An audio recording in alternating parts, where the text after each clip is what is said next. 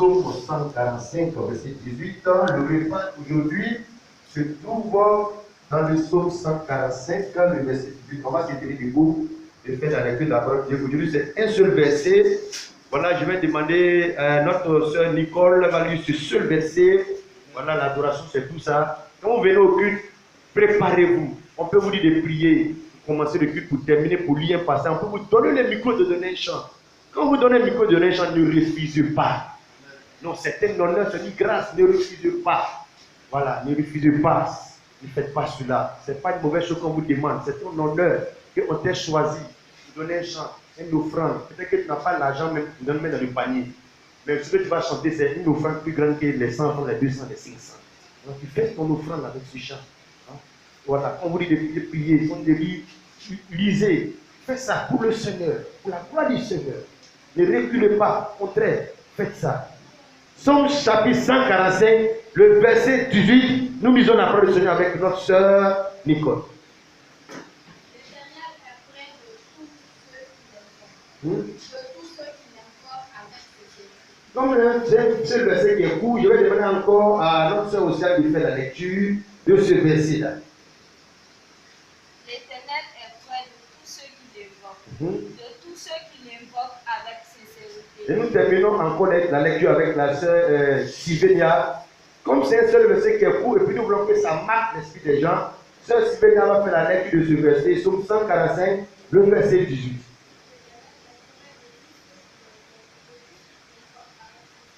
Alors je vais demander maintenant à notre sœur Laetitia de prier le Seigneur afin qu'il bénisse cette parole et la lecture de la parole, et que maintenant l'ordonnance et les prescriptions médicales pour soigner notre âme va descendre du docteur notre Seigneur Jésus-Christ.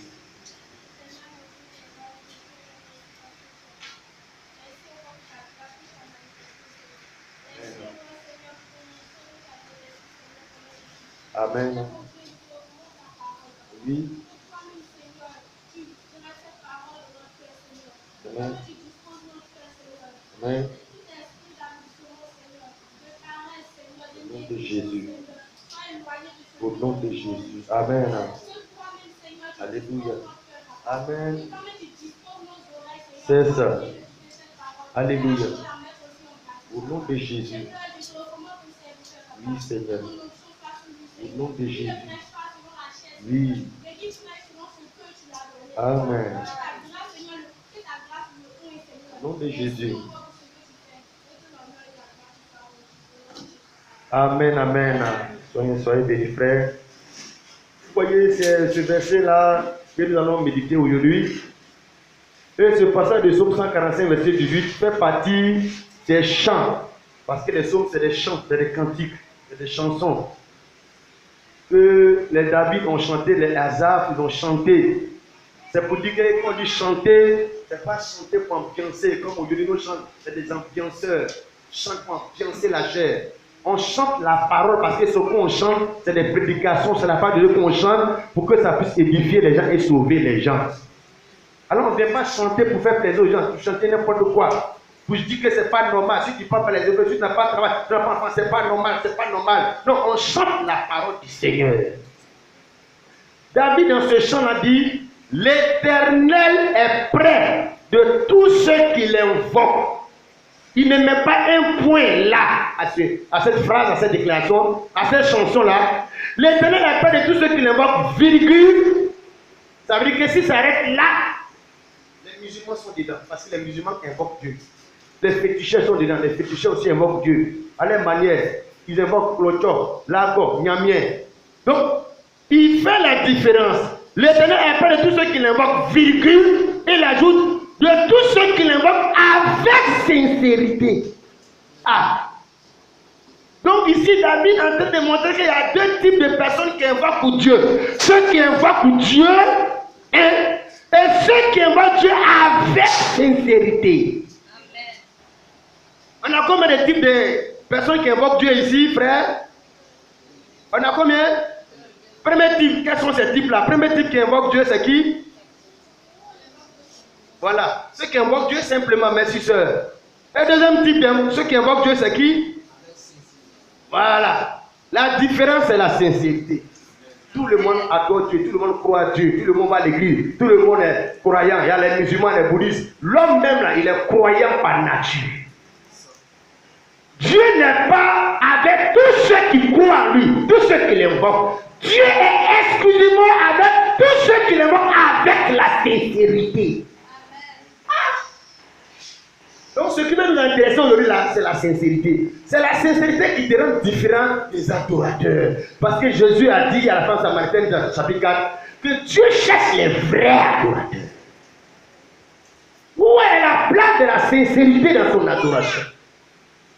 Parce que c'est ça qui fait la différence entre toi et les autres et qui fait que Dieu est près de toi. Dieu n'est pas près de toi parce qu'il dit Seigneur, Seigneur, parce que tu as une vie, parce que tu jeûnes, parce que tu pries, parce que tu te sanctifies. Dieu est près de toi, il est avec toi, il est favorable à toi parce que tu l'adores avec la sincérité. La sincérité, c'est une qualité. Dis Amen, frère. Amen. Ah, si tu marches avec un garçon, tu marches avec une fille, et toi tu l'aimes. Il faut te demander est-ce qu'elle est sincère, parce que dans une relation avec deux personnes, c'est la sincérité qui compte. Alléluia. Et la foi chrétienne, c'est une affaire de relation entre toi et puis Dieu. Mais est-ce que dans ta relation avec Dieu, il y a la sincérité là-dedans? Alléluia. Gloire au Seigneur. C'est ce que nous allons étudier aujourd'hui. Il y a deux types de personnes qui invoquent Dieu. Quand on dit invoquer, on parle d'adorer, prier, croire en Dieu. L'Éternel est près de ceux qui invoquent l'Éternel. Ceux qui invoquent l'Éternel, Dieu est près de ceux qui invoquent l'Éternel. David ajoute de tous ceux qui invoquent Dieu avec la sincérité. Qu'est-ce que la sincérité? La sincérité, c'est une qualité. C'est la qualité de quelque chose qui est sincère, qui est vrai et authentique, qui est basé et conforme à la vérité, à ce qui est vrai. Si ce n'est pas basé sur la vérité, sur ce qui est vrai et authentique, même si on le fait, ce n'est pas la sincérité, ça devient une dimension de l'hypocrisie. Même si tu fais, ce n'est pas le fait de faire qui fait que c'est vrai, mais le fait est que ce soit conforme à l'authenticité, à la vérité là. C'est ça qui fait que Dieu est dedans. Alléluia. Gloire au Seigneur. Alors nous allons voir, bien aimés frères, dans cette affaire de l'Éternel est près de ceux qui l'adorent avec sincérité. D'abord, on a ceux qui adorent Dieu de façon générale et on a ceux qui adorent Dieu avec la qualité, la sincérité. Dans les deux groupes là, je vais te poser la question. Dieu est avec qui? Dis, réponds, on est en train d'étudier la parole. Dieu est avec ceux qui l'adorent avec, ça veut dire Dieu n'est pas avec ceux qui l'adorent. Dieu n'est pas ceux qui croient. Dieu n'est pas ceux qui croient à l'église. Dieu n'est pas avec les musulmans, les bouddhistes, les gens qui croient en Dieu. Dieu est avec seulement ceux qui l'adorent avec sincérité. Donc c'est le mot sincérité qui doit t'intéresser. Ce n'est pas invoquer, croire, adorer. Pourquoi? Parce que adorer, croire là, c'est quelque chose qui est vague jusqu'à ce que tu saches que les démons même croient. Les démons croient. Si les démons croient, maintenant, ce qui fait que toi, ton adoration est au-dessus des démons, c'est que toi, il y a une sincérité qui accompagne ton adoration parce que les démons ne sont pas sincères. Ils meurent, ils vont en enfer, mais ils croient. Tous ceux qui croient en Dieu, ils meurent, ils vont en enfer. Ceux qui seront sauvés, c'est ceux qui croient et adorent et vont avec sincérité. C'est ceux qui seront sauvés. Nous, on ne peut pas faire partie de ceux qui croient, qui invoquent, qui adorent. Nous, on veut faire partie des gens sincères dans l'adoration. Alléluia. Voilà par exemple, que tu saches que frère, il ne faut pas faire partie des gens qui adorent, qui croient en Dieu. Jacques, le chapitre 2, même les démons croient. Les démons croient en Dieu, oui, parce qu'ils ont été créés par Dieu. Dès le moment où Dieu a créé quelque chose, la chose là croit en Dieu, son créateur. Jacques, le chapitre 2, frère Charles va lire le verset 19, Jacques chapitre 2, verset 19. Tu crois? Tu crois en Dieu? Tout le monde croit en Dieu. Même les voleurs croient en Dieu. Quand il a volé, on ne l'a pas attrapé. Il dit Dieu merci. C'est pourquoi il dit Dieu merci. Il croit que c'est Dieu qui l'a gardé dans sa marmaille. Frère, tu peux lire Jacques chapitre 2, verset 19. Ne sois pas comme un démon. Ne crois pas en Dieu comme un démon. Crois en Dieu comme Dieu veut qu'on croit pour qu'il soit avec toi. Jacques chapitre 2, verset 19. Oui. Tu crois qu'il y a un seul Dieu, tu fais bien. Les démons le croient aussi. Ils tremblent. Donc, tu crois qu'il y a un seul Dieu, on dit que tu fais bien. C'est quelque chose qui est bien. Et les démons, ils croient en cette chose-là qui est bien. Non, les démons sont pas là seulement pour être dans ce qui est mal. Tu crois qu'il y a un seul Dieu, tu fais bien. C'est bien que tu fais croire qu'il y a un seul Dieu. Les démons aussi le croient. Et aussi, ils font bien comme toi. Mais quand ils font bien comme toi, ils meurent, ils vont en enfer avec le bien qu'ils ont fait en croyant qu'il y a Dieu. Tu vois, frère, ne crois pas comme cela seulement. Même les animaux croient. Allons. Psaume 145. On ne veut pas croire comme les démons. On ne veut même pas croire comme les animaux. Mille frères. Si les animaux croient en Dieu, voilà ce que la parole dit. Psaume 145. Lisons le verset. Non, ce n'est pas 145. Psaume.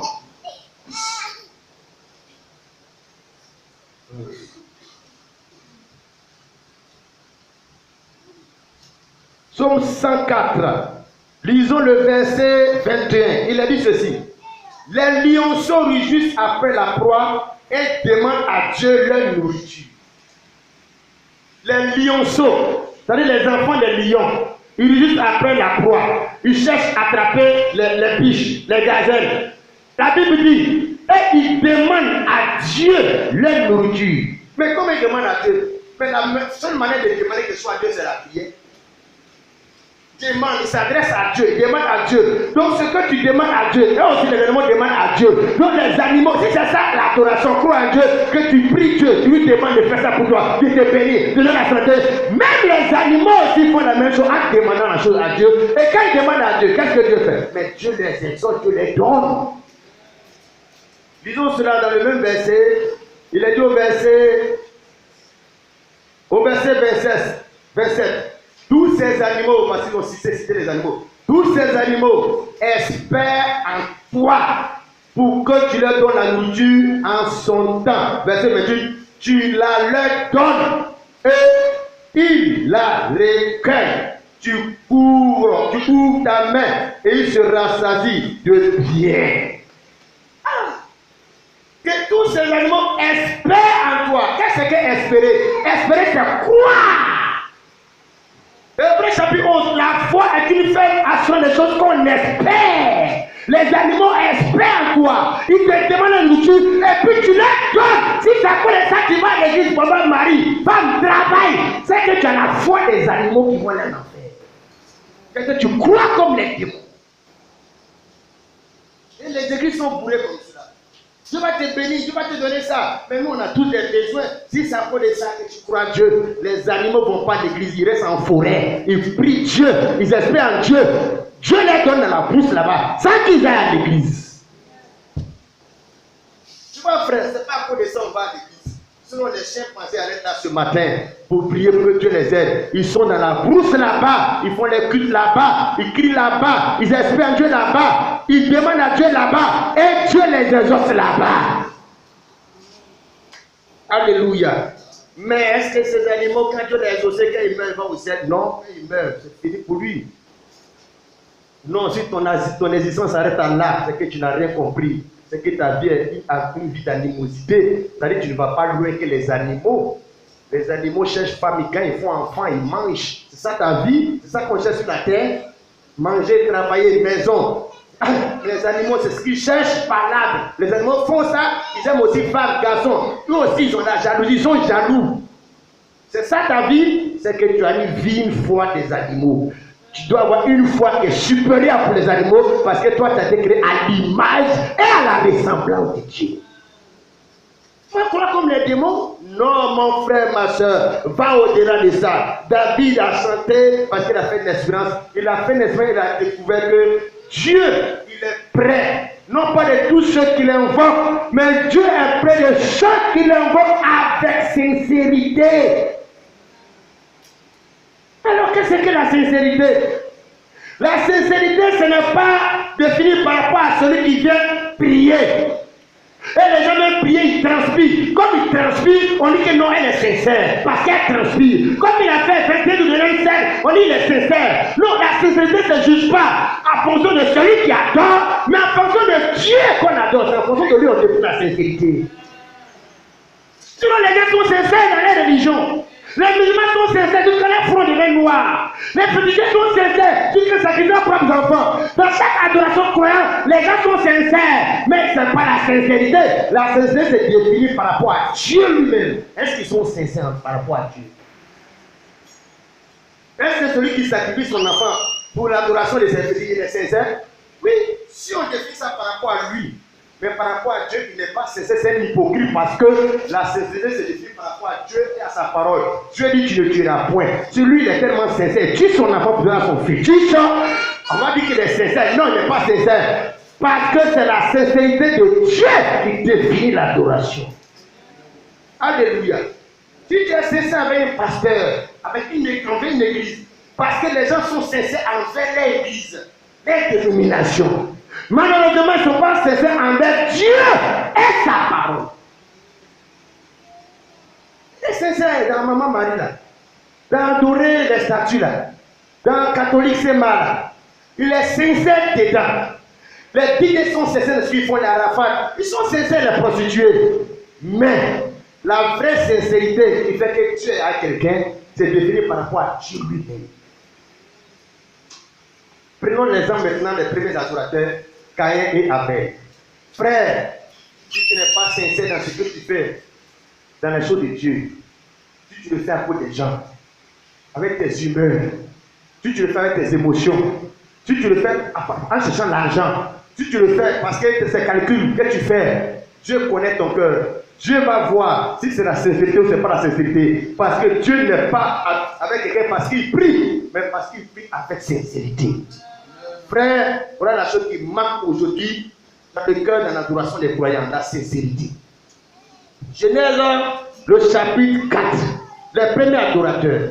On va voir vraiment ce que Dieu, il avait tous ceux qui l'adorent, tous ceux qui l'adorent les offrandes, tous ceux qui font l'œuvre de Dieu, tous ceux qui croient à Dieu, qui parlent de Dieu. Est-ce qu'il avait eux? Genèse chapitre 4, les premiers adorateurs après la chute de l'homme en Éden s'appellent Caïn et Abel.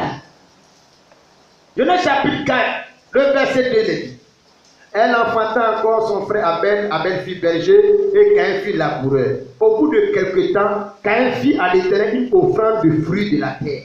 Donc on voit ici les actes d'adoration des gens qui invoquent Dieu, qui croient en Dieu. Caïn, il a fait à l'Éternel, pas au fétiche, pas à Satan, pas à Lucifer, à l'Éternel. Adoration envers l'Éternel, offrande à l'Éternel, sacrifice à l'Éternel. Abel, au bout de quelque temps, Caïn fit à l'Éternel une offrande des fruits de la terre à l'Éternel. Verset 4. Et Abel aussi, de son côté, en fit une des premiers-nés de son troupeau et de la graisse. Alléluia. Deux personnes qui croient à Dieu, deux personnes qui adorent Dieu. Est-ce que parce que tous adorent Dieu, et tous sont saints, et tous chantent, et tous sont invoquent, et parce qu'ils tous font, alors Dieu est avec eux? Non! Il ne suffit pas seulement de connaître les deux types d'adorateurs, ceux qui invoquent Dieu, ceux qui le font en sincérité. Regarde maintenant la position de Dieu, le verset 145, verset 18 qu'on a vu là. La Bible parle des deux adorateurs qui invoquent Dieu, mais aussi de la position de Dieu. L'Éternel est prêt. Donc, on va voir la position de Dieu vis-à-vis des gens qui adorent et qui invoquent. Les adorateurs qui invoquent Dieu en général, ceux qui le font en sincérité, et regardons la position de Dieu. David dit, l'Éternel est près d'eux. Pas de tous les adorateurs, tous les croyants, il est près de ceux qui adorent avec sincérité. On est en train de chercher la sincérité de quoi? Cherchons la sincérité qui existe ici entre les deux adorateurs appelés Caïn et Abel. Les deux transpirent, les deux sont sérieux, les deux sont concentrés. Il n'y a pas de plaisanterie. Personne ne les a obligés à faire ces offrandes-là. C'est libéral, c'est volontaire. Ils sont reconnaissants avec Dieu. Lui, il a sait que c'est Dieu qui a fait pleuvoir. Et puis, il y a eu les ignames, les aubergines, les gnagnans, les combos. Tu vois, c'est lui reconnaissant. Quand on regarde, mais il est sincère, le monsieur-là. Quand on regarde, apparemment, Caïn est sincère. Il est sincère, apparemment. Quand on le juge par rapport à lui-même, Caïn, il est sincère. Quand on regarde les comptes d'ignames, on dit il est sincère. Mais on ne juge pas comme ça, on juge par rapport à Dieu. Abel aussi de son côté l'a fait, il a aidé les animaux, il a pris les herbes, on poussait, les animaux ont mangé, ils étaient bien gros, ils étaient bien engraissés. Il a pris aussi, dans ces animaux, il a fait des sacrifices, des offrandes à Dieu. Lui aussi qu'on regarde, apparemment son juge par rapport à lui, on est sincère, mais on ne doit pas juger par rapport à lui, par rapport à la quantité d'offrandes, par rapport au contenu des offrandes. On juge par rapport à Dieu, parce qu'on va voir maintenant le choix de Dieu, la position de Dieu. Voilà ce qui est le plus important. Ce n'est pas de croire pour adorer. Quelle est la position de Dieu vis-à-vis de l'adoration? Verset 4. Et Abel de son côté enfuit les premiers de son troupeau et de la graisse. L'Éternel maintenant apprécie. C'est ça qui compte. Malheureusement, les gens ne tiennent pas compte de ce que Dieu pense, de ce que Dieu voit, de comment Dieu va apprécier. Et non. Il va à l'église, il va à l'église le dimanche, il va à l'église. Lui, il est un chrétien, lui, il est un croyant, lui, il va chanter, il le fait seulement. Il s'en fout de ce que, quand on fait une adoration, c'est comme un devoir, une interrogation, un examen qu'on a passé. Mais il faut que les examinateurs corrigent, on doit corriger ton devoir rendu. L'adoration est un devoir, on a rendu. Et Dieu doit corriger, donner son appréciation. Si c'est passable, si c'est bien, assez bien, très bien, excellent ou bien médiocre, Dieu doit apprécier. Et l'Éternel, il a dit, l'Éternel porta un regard favorable sur Abel et sur son offrande, mais il ne porta pas un regard favorable sur Caïn, sur son offrande. Caïn fut irrité et son visage fut abattu. Parce que, frère, on tient compte de celui qu'on adore, parce que la sincérité est définie par rapport à lui. Ça veut dire qu'Caïn n'était pas sincère. Malgré tout ce qu'il fait là, il n'était pas sincère dans son adoration. Il n'était pas sérieux dans ce qu'il faisait. Parce qu'il ne tenait pas compte de Dieu, de sa parole, de ses points de vue, de ses principes. Il tenait compte de lui-même, ce qu'il devait faire et apporter à Dieu. Ah, frère, à la fin, zéro, malgré les sueurs, les transpirations, les sacrifices qu'il a fait, les efforts qu'il a fait. Dieu n'est pas sentimental. Dieu ne juge pas par rapport aux transpirations que tu fais, aux sacrifices, aux carêmes, aux jeûnes, à tout ce que tu peux faire. Même noircir ton front, noircir ton corps. Ce n'est pas ce que Dieu regarde comme sincérité. Il regarde à lui-même ses principes qu'il a établis pour l'adoration. Frère, il y a beaucoup de déceptions. Il y a beaucoup de surprises. Déception de Caïn. Ah Dieu. Il y a les ignorants qui est soulevé là. Il a marché avec. Il y a qui est loup là. Il a cultivé, débroussaillé, planté. Jusqu'à ça. Je suis venu te donner. Tu refuses. Eh Dieu. Tu étais sincère. Ah, Dieu dit qu'il n'était pas sincère. C'est pas ça la sincérité. La sincérité, comme il a dit, c'est la qualité de ce qui est conforme à la vérité, à ce qui est authentique et vrai. Or, c'est Dieu qui est la vérité. C'est sa parole qui est la vérité. C'est-à-dire, c'est quand la chose est conforme à Dieu et à ses principes qu'on dit la chose est sincère. Non, ce n'est pas le cas que tu n'es pas sincère. Tu peux parler de Dieu, mais tu ne parles pas de Dieu sincèrement. Tu peux croire en Dieu, mais tu ne crois pas en Dieu sincèrement. Tu peux faire l'œuvre de Dieu, mais tu ne peux pas l'œuvre de Dieu sincèrement. Tu peux être habillé. Les gens voient qu'il est bien habillé. Mais peut-être que vis-à-vis de la vérité de Dieu, tu n'es pas habillé sincèrement. Parce que toi, tu te sens dans les principes des hommes en Côte d'Ivoire pour juger que tu es belle, que tu es femme, que tu es bien. Voilà. Et Dieu le Créateur, est-ce que tu as tenu compte de ces principes pour voir si tu es belle, si tu es bien habillé, si tu as l'argent, si tu es beau, si tu es... Tu vois mon frère, c'est ça la sincérité qui manque aux gens. Alléluia. Regarde ce que nous allons voir vis-à-vis de la sincérité qui s'est devenue en fonction de Dieu et sa parole. Somme chapitre 25, verset 5. Frère Aubin, tu vas lire. Je veux que vraiment tu sois sincère. Tu ne vas pas devenir t'asseoir et puis faire ce que tu veux. En ce moment-là, tu n'es plus sincère dans ta relation avec Dieu. Tu es comme un hypocrite. Tu ne le fais pas de tout ton cœur. Tu ne le fais pas pour Dieu. Tu ne le fais pas pour faire plaisir à Dieu, pour plaire à Dieu. Tu le fais pour faire plaisir à ta conscience. Non. Somme 25, verset 5. Tu peux dire, frère. Verset 5. Somme chapitre 25, verset 5. Il a dit ceci. David dit ceci, conduis-moi dans ta vérité. Et instruis-moi car tu es le Dieu de mon salut, tu es toujours mon espérance. Ce que je veux que tu retiennes, c'est ta vérité. David ne dit pas conduis-moi dans la vérité. Il dit conduis-moi dans ta, toi Dieu ta. Pronom possessif au singulier, ta Dieu ta vérité. Ça veut dire, les hommes ont leur vérité, les blancs ont leur vérité, les africains ont leur vérité, les paroles ont leur vérité sur la mort, sur les femmes, sur l'argent. Les Ivoiriens ont leur vérité. Dieu a sa vérité. C'est en train de faire une vérité, on voit la sincérité de quelqu'un. Chacun sa vérité. Tous les élèves qui passent par PPC, ils ont leur vérité du sujet.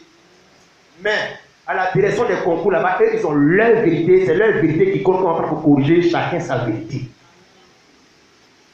Alors David dit, Dieu, il ne faut pas me conduire sur la vérité des Juifs. Comment me conduire sur la vérité de mes parents? Pour mes parents, on doit percer les oreilles des femmes. Ça, c'est leur vérité. Depuis toujours, c'est leur vérité. Mais toi, Dieu qui a créé l'homme, la femme et ses oreilles, certainement, tu as ta vérité concernant ça là. Conduis-moi dans toi ta vérité. Pourquoi je sois quelqu'un qui t'adore, qui t'invoque sincèrement, avec sincérité? Parce que la sincérité se définit par rapport à Dieu et sa vérité. Tu vois, frère, comme les fois on est loin du salut, on est loin d'être sauvé, on est très loin parce qu'on a marché dans la vérité des églises. Les sémats ont la vérité, Assemblée de Dieu a sa vérité, catholique a sa vérité, et quand nous on dit on va à l'église, on va dans la vérité des gens, des communautés, des dénominations, et il y a la vérité de Dieu là qu'on a laissé carrément. Ah, il y a une seule vérité de Dieu. Il y a un seul Dieu, une seule foi, un seul Seigneur. Il y a une seule vérité. Sans fond de cette vérité là, on peut dire que toi qui es sincère, l'autre là n'est pas sincère, c'est un hypocrite. Conduis-moi dans ta vérité. Et instruis-moi, car tu es le Dieu de mon salut. Tu es mon espérance, le Dieu de mon salut. Tu es le Dieu qui m'a sauvé. Là où quelqu'un est conscient de son salut, il ne joue pas à la vérité de Dieu, parce que le salut vient de la vérité de Dieu. Amen. Est-ce que tu l'as dit Amen, frère Pierre? Pourquoi je t'enseigne la vérité de Dieu? Parce que toi, tu vis avant ta vérité. Tes cheveux, ce seront ta vérité. Ta beauté, ta présentation, ton habillement, ce seront ta vérité. Pour la vérité des films brésiliens ou des Ivoiriens. Mais qu'en est-il de la vérité de Dieu? Si c'est selon ça, on peut savoir. Si tu adores, tu crois Dieu sincèrement. Amen, amen. Psaume 119, verset 8. Où est la sincérité aujourd'hui des croyants, des évangéliques, des pentecôtistes? Est-ce qu'on est sincère? Est-ce qu'on est dans la sincérité? On est sincère par rapport à nous-mêmes.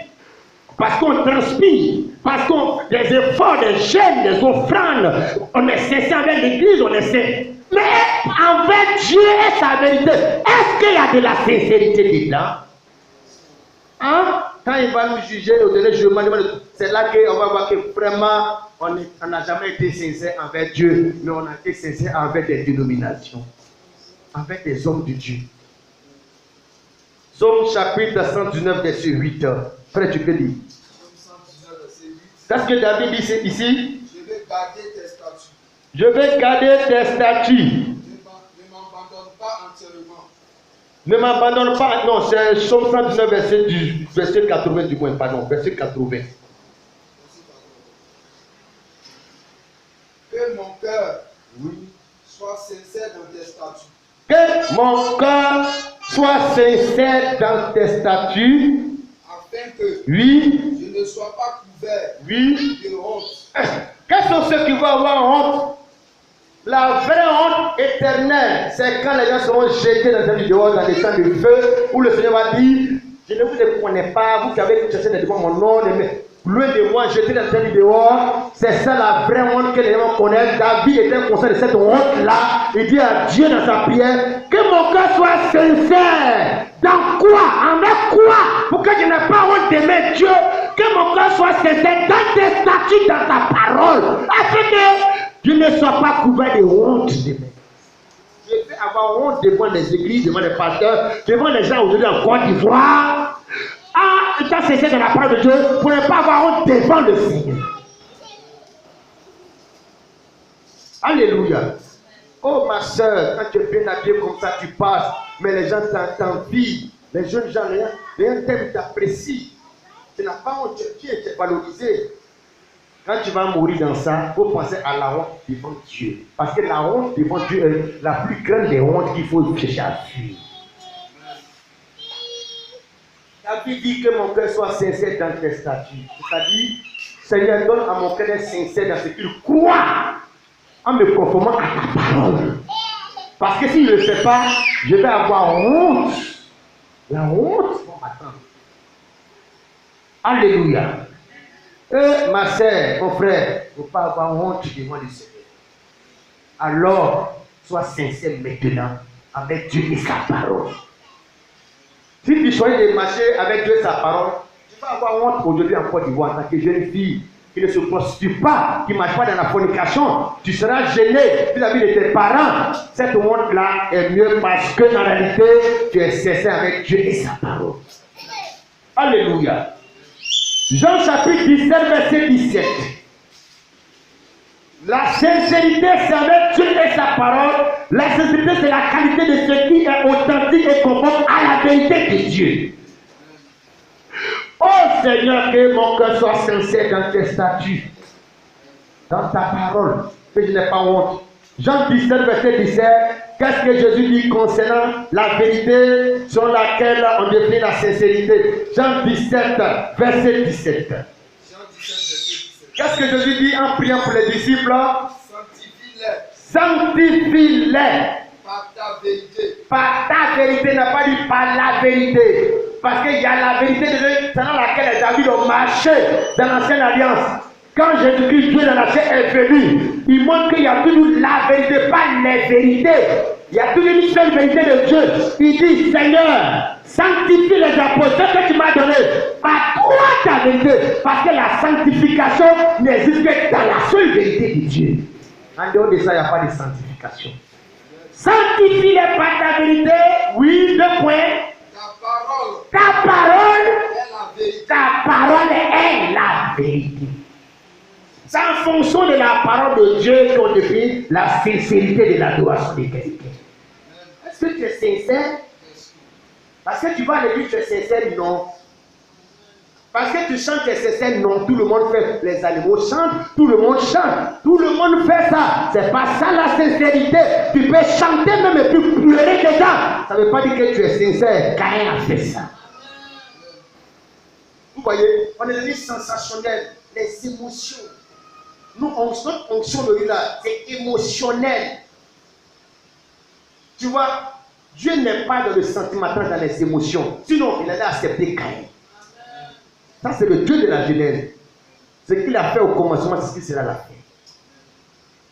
Il dit, sanctifie-les par ta vérité, ta parole est la vérité.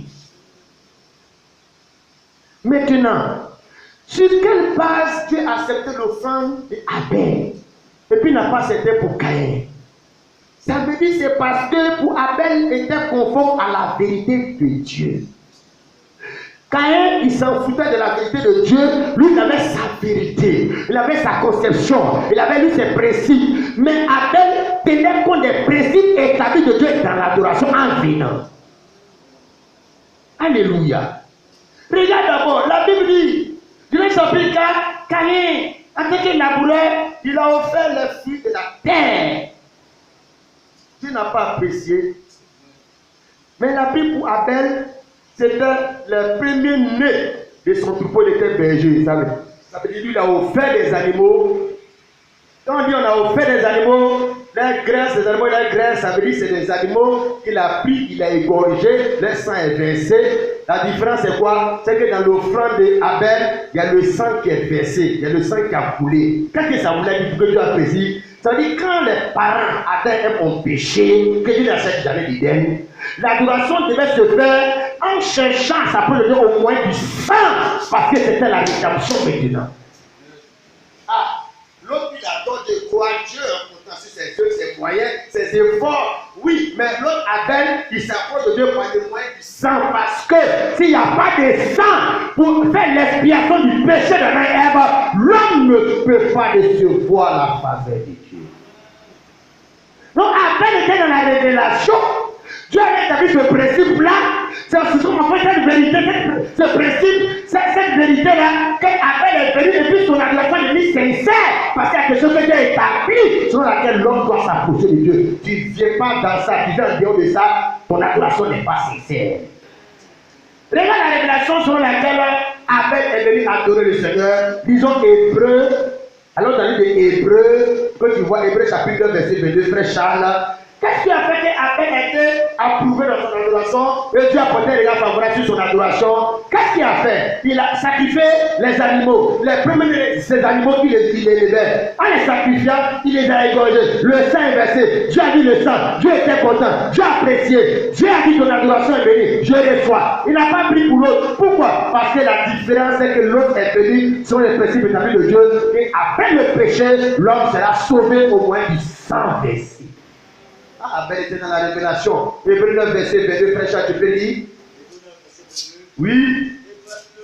Et presque tout, d'après la loi, presque tout est purifié avec du sang. Et sans effusion de sang, il n'y a pas de pardon des péchés. Encore l'homme est tombé dans le péché à travers Adam et Ève.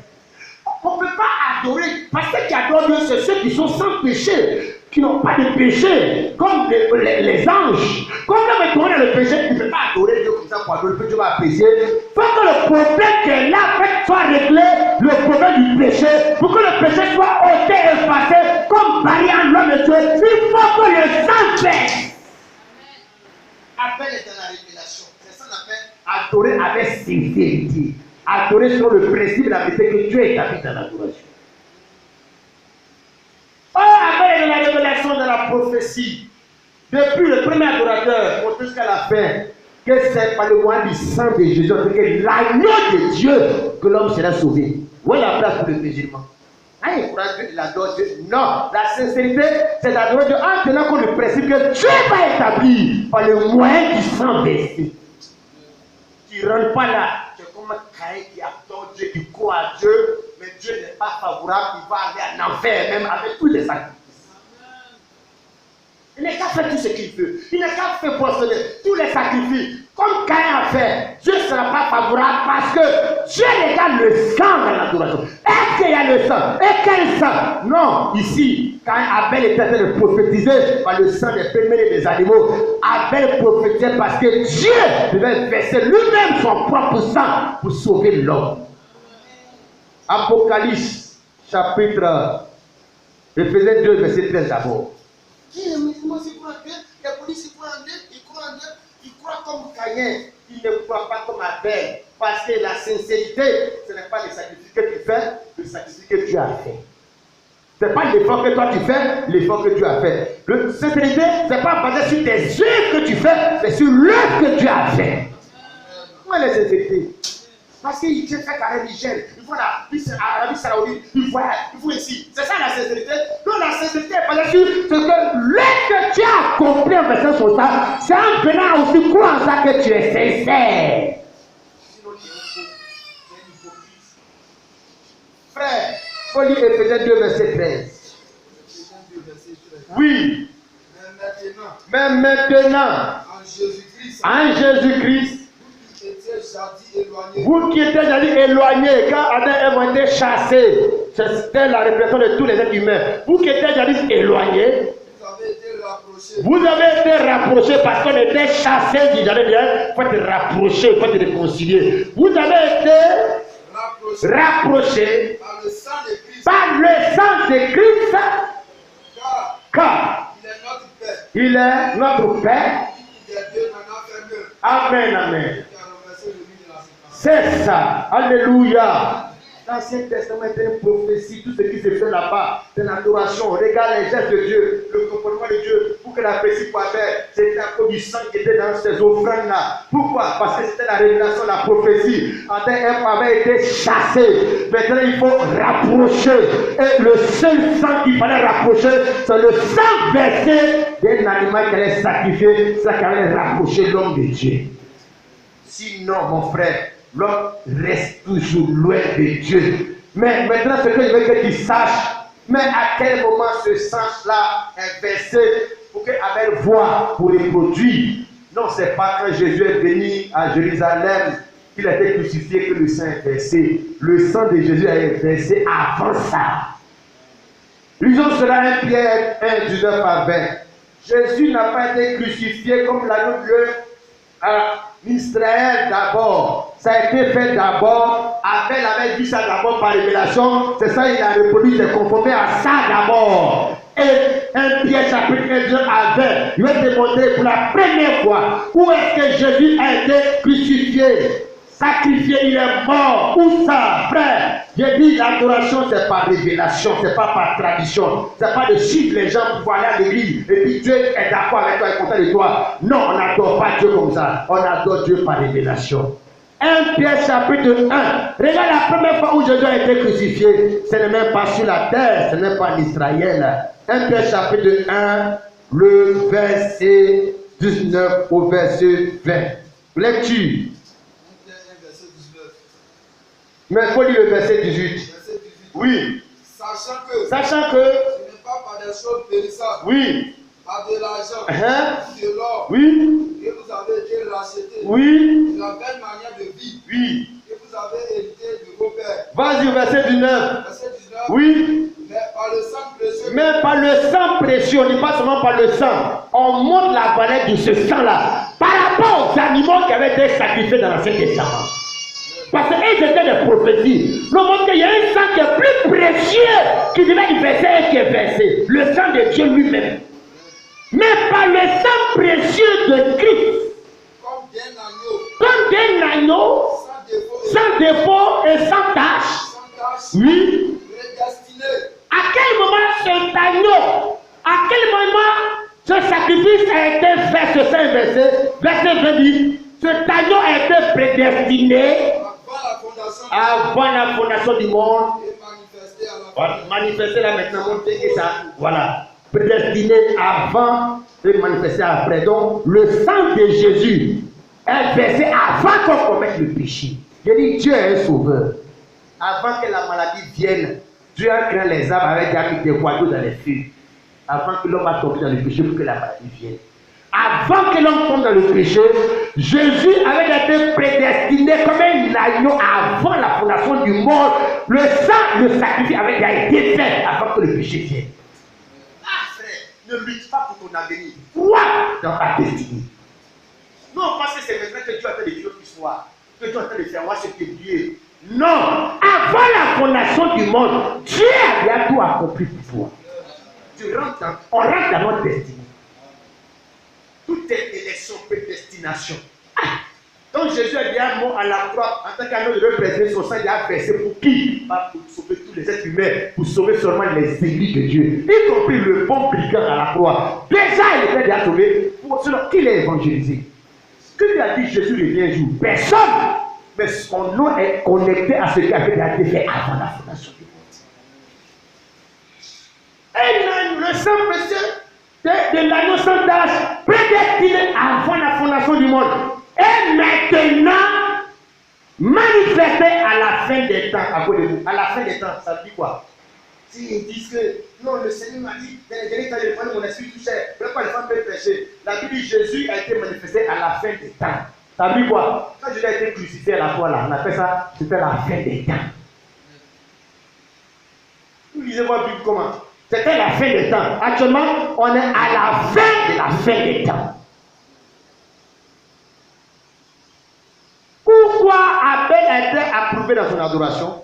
Parce que par révélation, ils sont conformés au sang précieux de l'agneau de Dieu qui a été versé dans l'éternité. Il a vu que l'adoration doit tenir compte de ce que Dieu a déjà fait et dit. Il s'est conformé à ça déjà en amenant le sang en fonction du sang qui était versé. Et l'autre, il envoie des lignans, des gnagnans, il aime ça bien, ce qu'il aime ça bien, Dieu ne tient pas compte de ce que tu aimes, il tient compte de ce que lui a fait, ce qu'il lui a dit, ce qu'il a établi. Le sang précieux d'un agneau est versé avant la fondation du monde, alors Abel est venu en fonction de ce sacrifice qui était déjà là établi. Et c'est ça qui purifie, la Bible dit, nous sommes sanctifiés, purifiés par le sang de Jésus. On est lavé, on est purifié, on est nettoyé par ça. Mais le sang de Jésus qui nous purifie de tout péché, par lequel Abel est venu adorer, il a été approuvé là-haut. C'est un accord avec quoi? C'est un accord avec la parole de Dieu. Parce que quand tu dis bien les versets, Jean 17, verset 17, le Seigneur dit, Père, sanctifie-les par ta vie, sanctifie. Et la Bible dit, c'est le sang de Jésus qui nous purifie, c'est-à-dire qui nous sanctifie, qui nous lave. Qu'est-ce que ça veut dire? Le sang de Jésus là, c'est la parole. Avec laquelle Dieu te lave. Parce que d'abord, il fait l'expiation des péchés par la mort de Jésus, par le sang de Jésus. En réalité, celui qui a été crucifié, la parole a été faite chair pour mourir, que le sang de la parole vienne pour toi. Voyons cela, Apocalypse 19, verset 13. Tu vas voir, le sang et la parole et le sang de la parole. Si tu as été purifié par le sang de Jésus, c'est que tu es connecté à la parole parce que c'est la parole qui a été faite chair et c'est le sang de la parole qui est versé pour toi. Tu ne peux pas être hostile et allergique à la parole de Dieu. Apocalypse 19, verset 13, frère Charles. Le sang et la parole sanctifie. Tu vois, le sang purifie. C'est le même esprit, c'est la même chose, c'est la même personne. Apocalypse chapitre 19, le verset 13. Tu dis la parole. On parlait de Jésus. Lis le verset 12, verset 13. Oui. On parle de Jésus dans la révélation d'Apocalypse. Ses yeux étaient comme une flamme de feu. Oui. Oui. Il avait un nom écrit. On parle du Seigneur Jésus d'Apocalypse. Le Seigneur révélé dans toute sa dignité. Il avait un nom écrit que personne ne connaît. Si ce n'est lui-même. Et il était revêtu d'un vêtement teint de sang. Ah. Tu entends ce que ça veut dire? Il était revêtu d'un vêtement teint de sang. Son vêtement était de sang. Son vêtement c'est le sang. Celui qui est habillé en sang là, son nom c'est la parole de Dieu. Alors, nous sommes rachetés, purifiés, sauvés par le sang de Jésus. Ça veut dire quoi? Celui qui est la parole, au commencement était la parole, la plus forme chair, devait mourir à la croix. Le sang qui est versé là, c'est le sang de la parole. Alors, la justification va avec la parole de Dieu. Le salut, c'est la parole. La croix, l'œuvre de la croix. Non, vous condamnez tout. Prêchez Jésus, vous condamnez. Prêchez Jésus. Est-ce qu'on peut prêcher la croix? Prêcher le sang, sans prêcher la parole? Est-ce que la croix de Jésus là, on peut prêcher ça pour sauver le brigand sans condamner l'autre brigand là? C'est pas possible. Ça sauve un, ça condamne l'autre. Quand la croix est une puissance, nous qui sommes sauvés, mais c'est une folie pour ceux qui périssent. Parce que Dieu n'est pas venu sauver tout le monde, mais pour ceux qui ont été prédestinés dans le sang de l'agneau, avant la fondation du monde. Son vêtement était fait de sang, son nom est la parole de Dieu. Le sang et la parole, le sang de la parole. Si Dieu nous a sauvés par le sang de Jésus, ça veut dire que Dieu nous a sauvés au travers de la parole. Comment Abel a été sincère, il a été approuvé, parce que son adoration est basée sur le sang et la parole de Dieu. Par laquelle nous sommes sanctifiés, justifiés. Jean 17, verset 17. Sanctifie-les par ta vérité, ta parole, la vérité. Sanctifie, laver, purifier, justifier par la parole, par le sang de l'agneau. Alléluia. Frère, voilà ce qui a manqué à Caïn. Il n'était pas sincère. Il était sérieux à ses yeux devant les gens. Il n'était pas sincère envers ce que Dieu a établi selon la parole.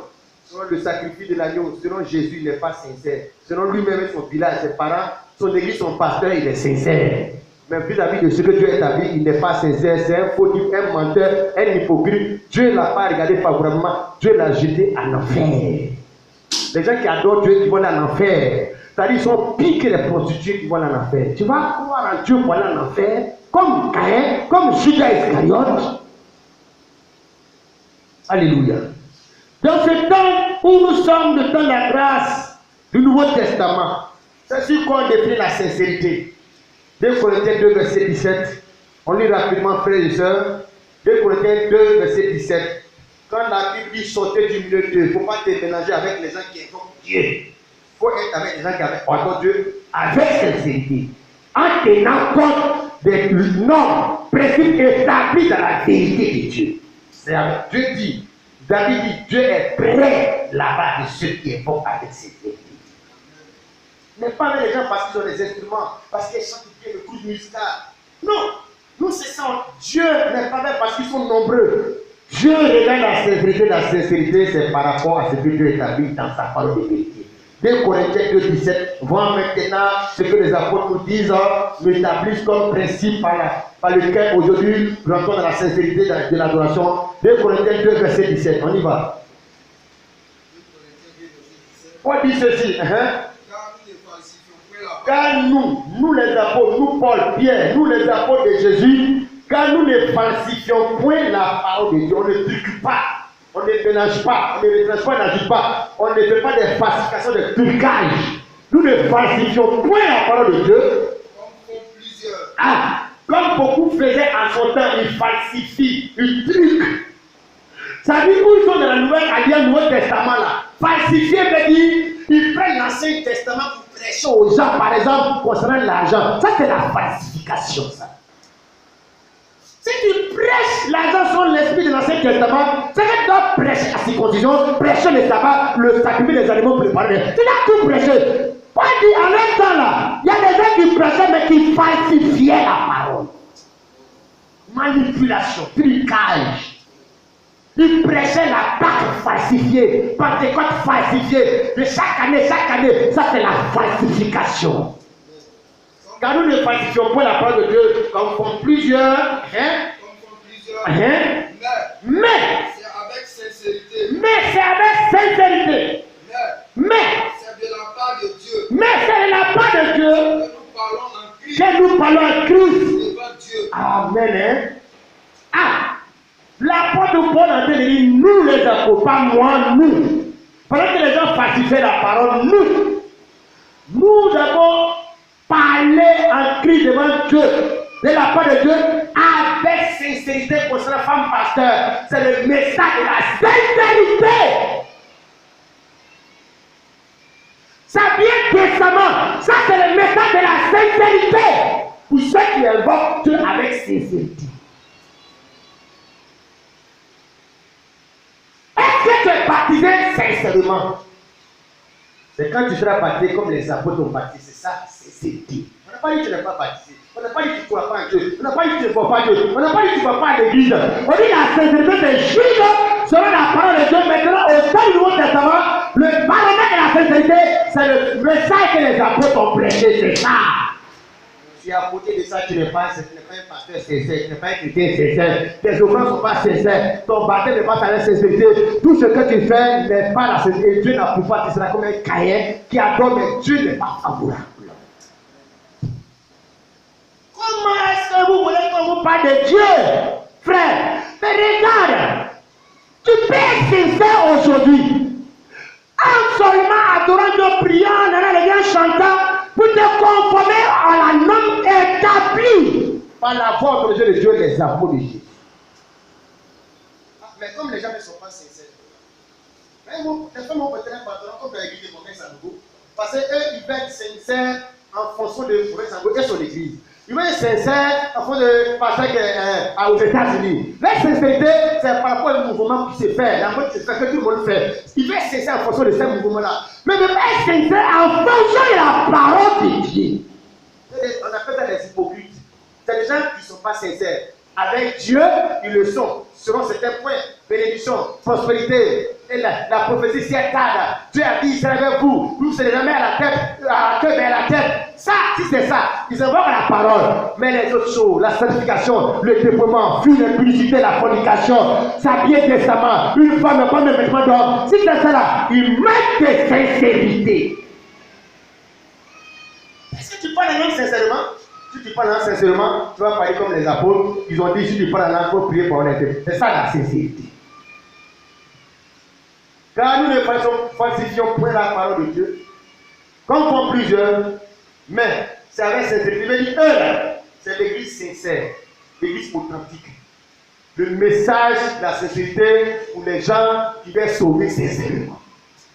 Est-ce que les gens aiment sincérité la sincérité pour eux? Non, eux veulent se marier, eux veulent voyager, eux veulent un mouvement. Est-ce que c'est la sincérité? Qu'est-ce qu'ils vont faire sincérité? Est-ce que c'est sincérité on mange? Est-ce que ça les intéresse? Oh, c'est ça qui intéresse Dieu. Car l'Éternel est près de ceux qui l'évoquent avec. C'est ça là que Dieu cherche. Mais c'est avec sincérité, mais c'est de la part de Dieu.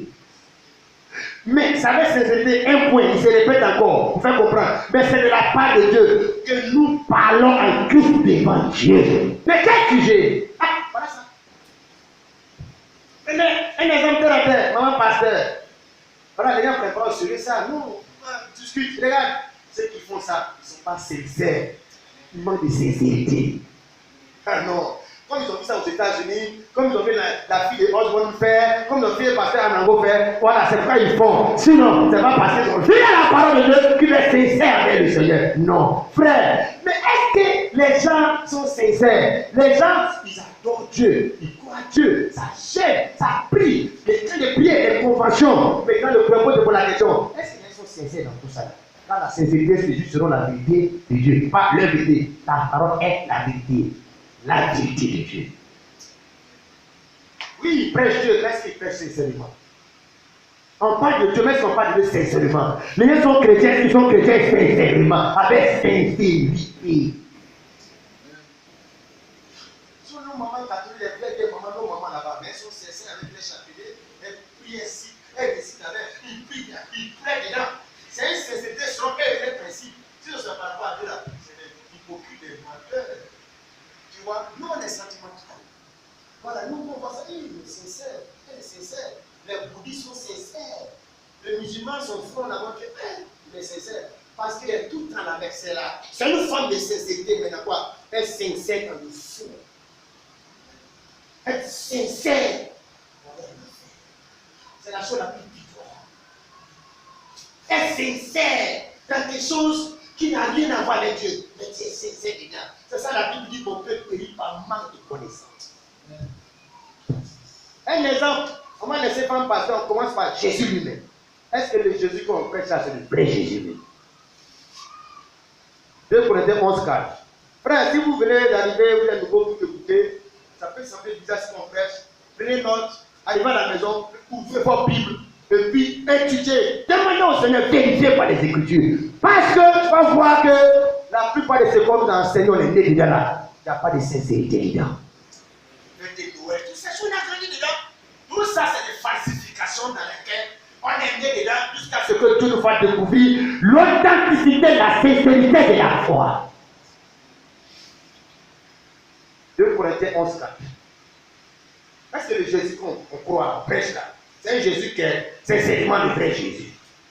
Dis frère, 2 Corinthiens 11:4. Oui. Si quelqu'un vient là, les apôtres qui ont prêché avec sincérité Jésus, ils sont en train de faire des mises en garde.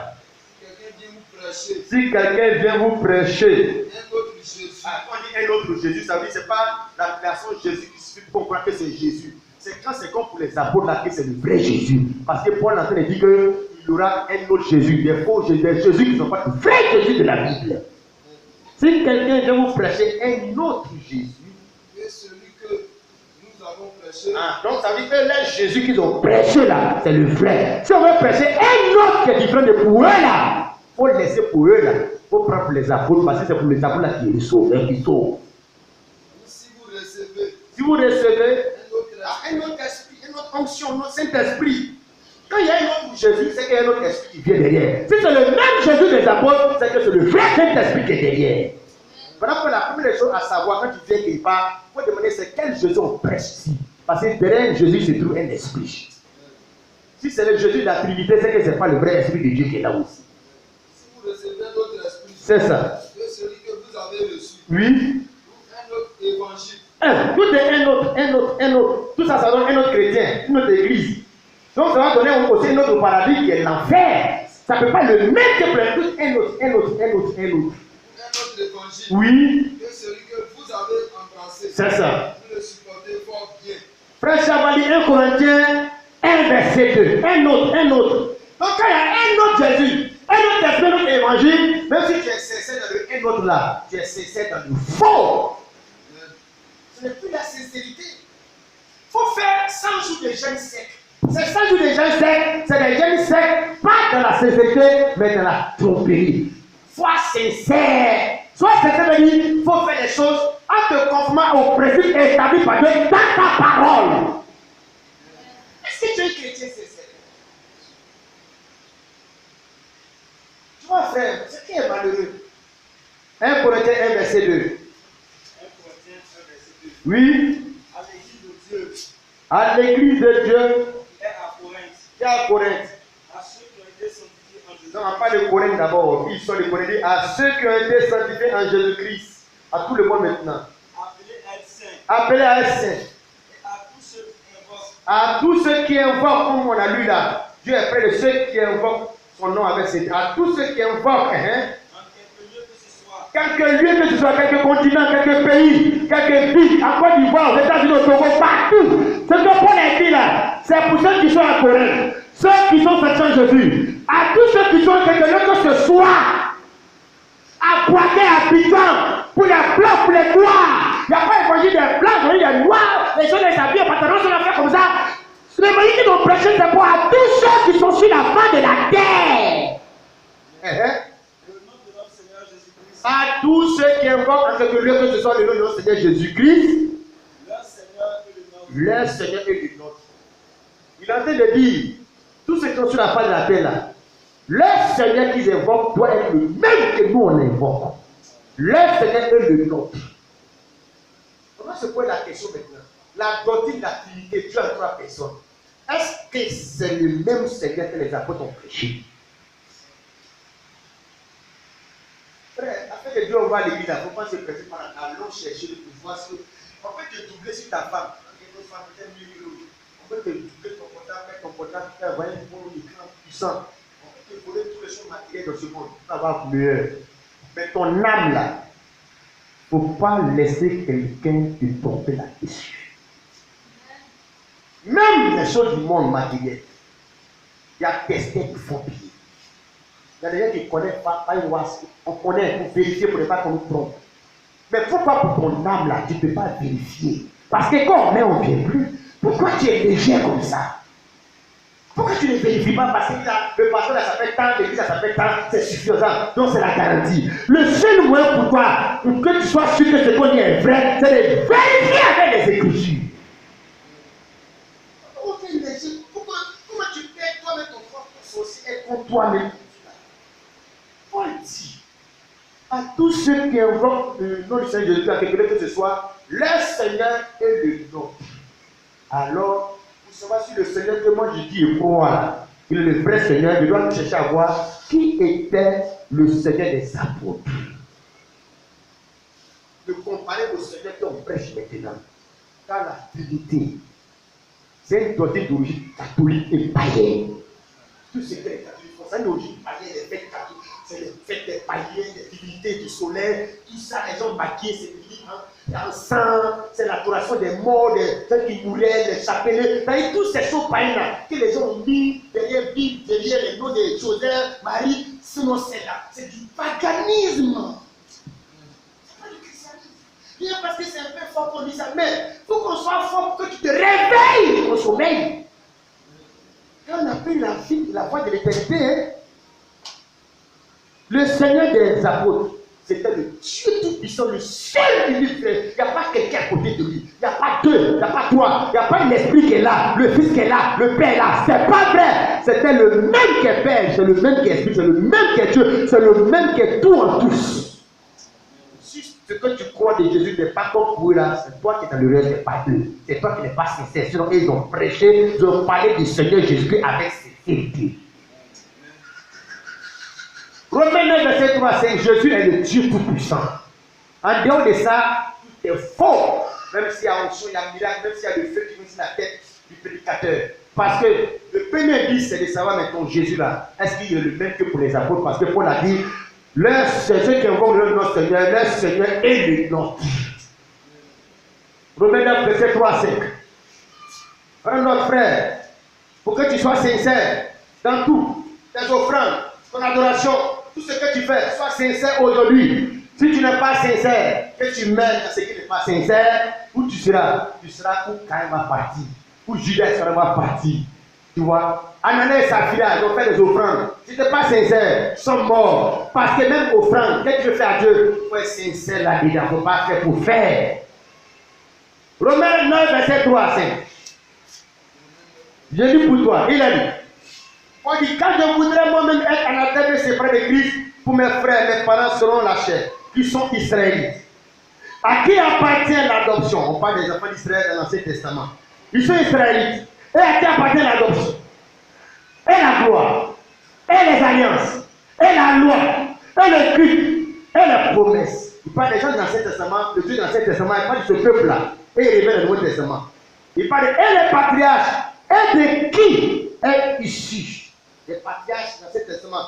Et de qui est issu? Selon la chair, le Christ, virgule, qui est au-dessus de toutes choses, Dieu béni éternellement. Amen. Pourquoi tes parents t'ont mis à l'école? C'est pas pour être là seulement. C'est pour que tu sois capable de vérifier, lire la Bible pour voir que Jésus-Christ est le Dieu véritable. Jérémie, pourquoi tu n'as pas compris? Verset 5 dit, et les patriarches, et de qui est issu selon la chair, le Christ qui est. Le verbe est, c'est le verbe d'état qui ne change pas. Il est le Christ qui est au-dessus de toutes choses, virgule, Dieu béni éternel. Il est quoi? Si tu veux bien comprendre, il faut enlever au-dessus de toutes choses, pas au-dessus de toutes choses, comme une parenthèse pour montrer sa position. Donc on le dit, et les patriarches de qui est sur la chair de Christ, qui est au-dessus de toutes choses la tonnerre, qui est Dieu béni éternellement.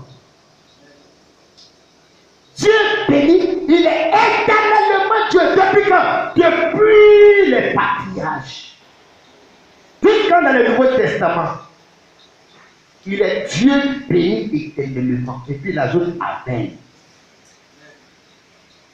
Si ton Jésus, quand tu as prêché, tu as reçu, il n'est pas le Dieu béni éternellement. C'est un faux Jésus accompagné, un faux esprit, un faux évangile. Il ne va pas t'emmener au ciel. Alléluia. 1 Corinthiens chapitre 10, verset 4. Parce qu'il y a Jésus et puis il y a Christ. Je vais te faire.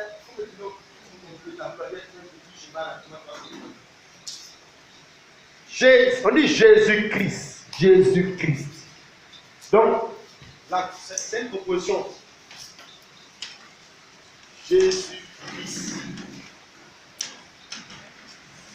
Le verset qu'on a vu là, qu'est-ce qu'il a dit? Et les patriarches, il faut lire le verset 5. Le verset 5. Et les promesses, et les patriarches. Et les patriarches. Et de qui est issu? Oui. Selon la chair. Selon la chair. C'est lui-là qui est la chair. L'homme, la chair. Les patriarches de qui est issu selon la chair? Le Christ ça, qui est. Faut dire Pierre. Le Christ qui est au-dessus de toutes choses. Hein?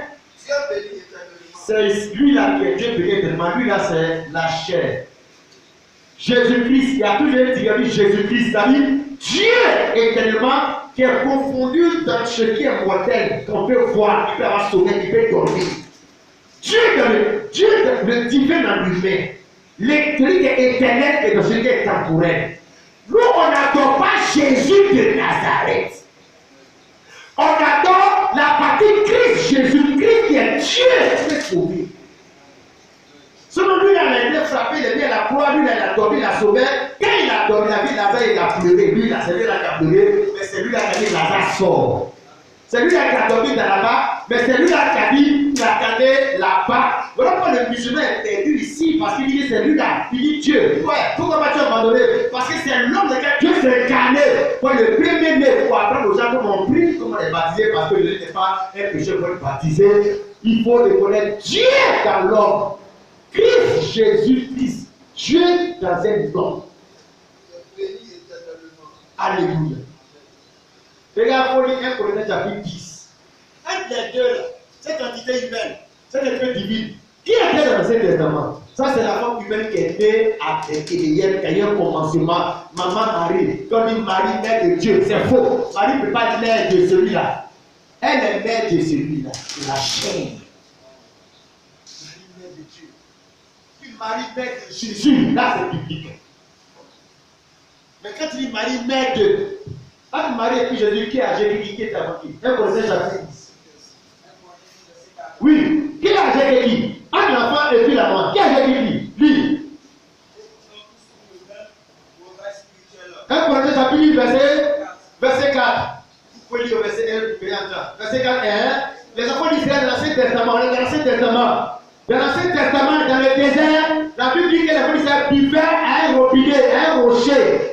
On doit noter ce rocher. Marie était dans le Nouveau Testament, mais Jésus est depuis l'Ancien Testament. Faut lire frère.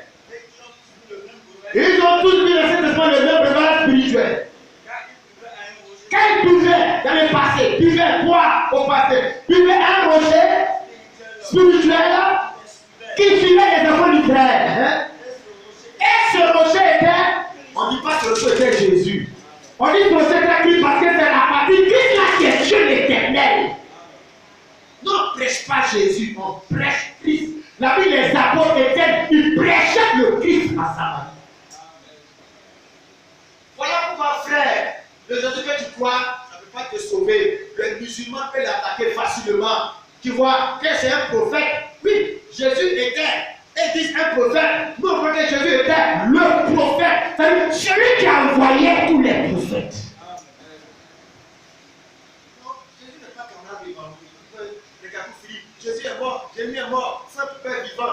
Nous, on ne prêche pas un prophète mort. Branham est mort. Voilà pourquoi nous, on ne prêche pas comme les Brahmins. Nous, on prêche l'éternel Dieu, le Christ. Dieu béni éternellement, qui peut sauver les gens aujourd'hui. C'est un prophète mort qui peut plus sauver les gens. Frère, tu comprends, frère? Jésus, on met direct Christ. Matthieu 16, Jésus a demandé aux disciples, qui dites-vous que je suis? Comment Pierre répond? Il n'a pas dit tu es Jésus, le fils de Dieu. Tu es le Christ, le fils du Dieu vivant. C'est-à-dire, l'Église est bâtie sur la révélation de qui est Jésus. C'est-à-dire, pas de connaître Jésus de Nazareth qui était à Bethléem, son papa Joseph, Marie, ses frères. Non! L'Église n'est pas bâtie sur ça. Moi, c'est ce qu'elle a prêché aux gens à l'Église. L'Église est bâtie sur la révélation de tu es le Christ, le fils du Dieu vivant. Je dis sur cette prière, c'est-à-dire sur cette révélation que tu fais bien du bâtir. On n'est pas des Jésusiens, on est des chrétiens. Chrétien veut bâtir Christ, pas des Jésusiens. On est chrétien, c'est-à-dire Christ en vous. Pas Jésus, Christ en vous. C'est la divinité, celui qui est éternel, sans péché, celui qui est tout puissant. En vous, l'espérance de la gloire. Voilà encore des éléments, et si on peut dématérialiser le côté divinité, les autres éléments qu'on va laisser. C'est-à-dire les autres éléments là, si tu ne crois pas, tu manques de ces idées. Mais d'abord, la partie qu'on ne doit pas jouer avec la divinité de Jésus. 2 Timothée 4, verset 2 à 3. 2 Timothée, c'est bon pour vous, mais vous pouvez aider beaucoup de gens, écrire des pasteurs, sans aller à l'école pastorale théologique. Frère, il faut que tu sois sincère. La sincérité, mal, la sincérité, c'est par rapport à Jésus. 2 Timothée chapitre 4, je peux dire frère. 2 Timothée, oui. 2 Timothée, le chapitre 4, verset 2 à 3. Un peu de grand-mère. Les mamans qui ont fait les leçons, les gens qui étaient venus en classe, même ceux qui étaient venus en classe ont fait un peu de grand-mère. 2 Timothée 4, verset 2 à 3. Regarde ce que Paul dit. Prêche la parole. Insiste, on insiste sur la parole. Insiste en toute occasion. Favorable ou non, reprends les gens avec la parole. C'est ce que la parole fait. La parole reprend, censure, c'est-à-dire condamne, exhorte, avec toute douceur et en instruisant. C'est-à-dire à la fin, quand tu as bien baillé et insulté le gars là, à la fin il instruit que le péché n'est pas bon. Il instruit que pour être sauvé, il faut te sanctifier, il faut quitter le monde. C'est l'instruction à la fin. Oui, frère, continue. Verset 3 qui est important. Car il viendra un temps où les hommes ne supporteront pas. Non, je t'en conjure là. Tu n'as pas dit ça? Je t'en conjure devant Dieu. Verset 1, voilà. Prends le verset 1. Donc, déjà tu me donnes le 4, 1 à 3. 1, oui. Je t'en conjure devant Dieu. On y est. On dit devant qui, frère? Répondez-moi, je vais répondre. C'est moi si je te connais ici aujourd'hui. Je t'introduis devant Dieu. Et devant Jésus. Doucement. Devant Dieu et conjonction de coordination qui unit deux choses, deux entités. Devant Dieu devant Dieu et Jésus-Christ. Devant Dieu et Jésus-Christ. Je t'introduis devant Dieu et Jésus-Christ. Et mon Dieu, Jésus et Dieu, ça fait deux personnes. On va dire Dieu ou Jésus. Si on dit Dieu ou Jésus, ça dit l'un ou l'autre. On dit Dieu et Jésus, ça dit c'est deux personnes, c'est deux entités. Et conjonction de coordination qui dit les deux choses. Regarde bien, grand-mère, devant Dieu et devant Jésus-Christ, regardez bien, devant Dieu et devant Jésus qui doit. Il y a une faute grammaticale ici dans la Bible que quelqu'un peut devoir corriger. Qu'est-ce qu'on doit dire? Ceux qui ont passé par la son qu'est-ce qu'on doit écrire? Bon français. Devant Dieu et Jésus-Christ qui, normalement, mais dans la Bible, il écrit qui doit. Pourquoi mettre toi? Parce que c'est une seule personne qui fait fonctionner le verbe devoir. Pas toi. Dieu est Jésus qui doit juger les gens. Qui doit juger les musulmans? C'est Jésus-Christ. Dieu dans la forme, dans son pays de Jésus-Christ. Tu n'as pas accepté Jésus-Christ qui est bon juger. Devant Dieu est Jésus qui doit. On devait dire toi avant. Un bon grand-mère. Mais on prêche par révélation, du coup, la parole par révélation pour voir que, son ami doit, c'est cette personne qui est ici. La Trinité, c'est Satan. C'est le diable, c'est pas le christianisme. La Trinité, c'est une doctrine pour le diable de cacher la divinité de Jésus. Oh, c'est juste ça que l'Église est partie.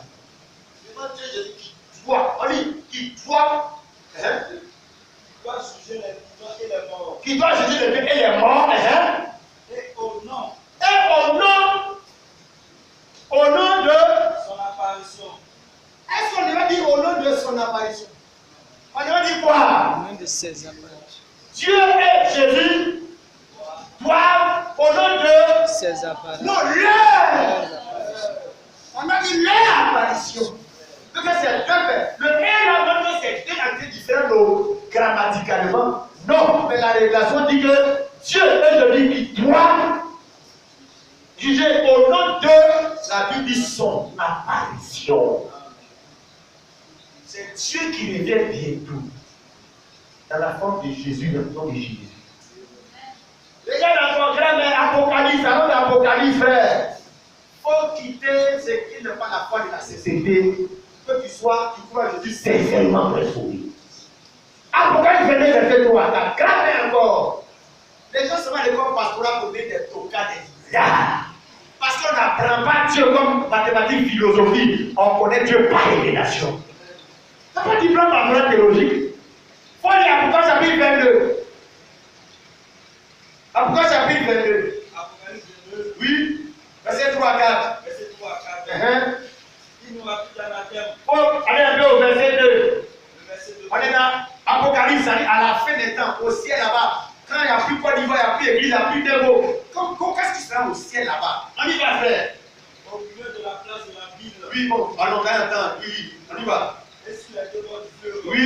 Il y avait un arbre de vie. Bon, dans Genèse au commencement, il y avait l'arbre de la vie, l'arbre de la connaissance du bien et du mal. L'arbre du mal a disparu parce que le sang de Jésus nous a ramené dans le jardin d'Éden. Il y a un arbre de vie au milieu du jardin, de la part de la Bible. Produisant 12 fois. 12 fois. Amen. Les Les 12 fois là, c'est les 12 mois de l'année qui équivaut aux 12 apôtres de Jésus. Qui pour toute l'année, qui pour le temps. C'est-à-dire le Dieu éternel a fait tout parfaitement. On y va, mon frère. L'arbre de vie produit 12 fois les fruits dans l'année. Chaque mois. Et dont les frères servaient à la guérison des nations. C'est ça. Le verset 3. Verset 3. Il n'y aura plus d'anathème. Au futur, quand on sera là-bas dans l'éternité, il n'y aura plus d'anathème. Le trône de Dieu. Le trône. Quand quelqu'un qui fait m'aider là, on va lui faire plus que sur sa moyenne. C'est pas frère, on a compris ça. Dieu Jésus qui doit, pas doit. Au nom de pas l'apparition, son apparition. Le trône de Dieu. Le singulier. Trône de Dieu. Un seul trône. Le trône de Dieu est de l'agneau. Et conjonction de de coordination. Le trône de Dieu est de l'agneau Sera. Ah, sera. Bon français, qu'est-ce qu'on va dire? Ah, puisqu'il y a deux entités. Mais nous sommes dans le langage biblique de la révélation. On ne prêche pas Dieu avec l'autographe qu'on a appris à la maison. Ça nous sert à comprendre les éléments là. Il faut que la révélation devienne vienne pour que tu puisses descendre maintenant connaître qui est Dieu. Le trône de Dieu est de l'agneau sera. On ne dit pas séron, c'est parce que ce n'est pas deux personnes, ce n'est pas deux trônes. Un seul trône. Lui qui est Dieu, assis sur le trône, il est Dieu, il est l'agneau, il est le Père, le Fils, le Saint-Esprit, le rocher. Il est tout ça là. Avec Bakako, c'est le thème mini de la défense. Il est super d'amour. Il est bon avec. Quand tu sais que même les Sauf même là, une seule personne peut exercer plusieurs fonctions. Et c'est ça, les gens ont pu chercher la dignité. Dieu à part, assis avec son fils Jésus et son esprit qui est là. Quand Dieu a vu que les autres sont morts, il a dit mon fils, lève-toi, va sauver les hommes. Et son fils est parti. Et qu'il est parti, il est venu. Après le Saint-Esprit, il est parti pour lui. Ça, c'est le diable. Le trône de Dieu et de l'agneau sera. Le trône de l'agneau. Le trône de Dieu et de l'agneau sera. Dans la Bible, Hein? ses serviteurs. Ces serviteurs qui sont nombreux, tous les courants de la terre, ces serviteurs, Le serviront. pourquoi le? On dit Dieu est l'agneau, on dit sera, on dit le, on dit pas dire quoi en bon français? Les! On ne dit pas les serviront, le serviront. Malheureusement, le diable amène les chrétiens à les servir, à les prier, à les croire. Nous, on le croit. une seule personne. Dans Genèse, on est d'accord. Apocalypse, Apocalypse, le livre du dévoilement de toutes choses.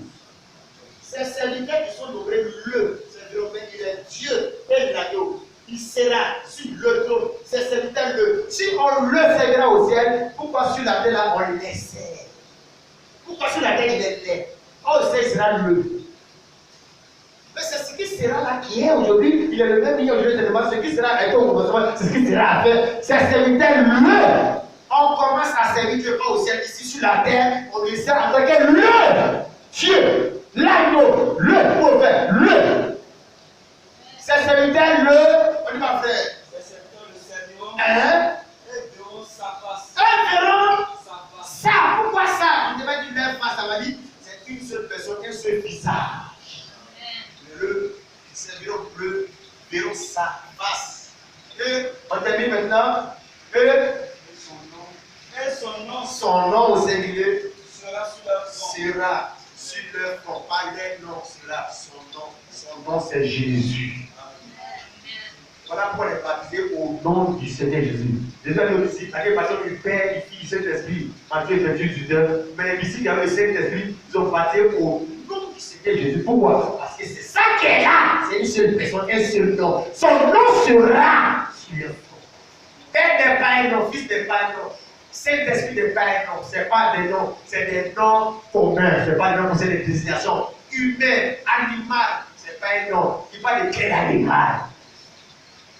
Père, même ça s'appelle le Père, son roi est un Père. Tu parles de quel Père? Tu parles de quel Fils? Tu parles de quel Esprit? Son nom c'est Jésus, au nom de. Si ma carte d'identité nomme le nom du Père, le nom de la mère, mais je n'ai pas rempli Père, nom du Père, Père, nom de la mère. C'est les enfants qui font ça. Quand tu dis que maman, grâce au ça va, comment papa s'appelle? Papa s'appelle papa.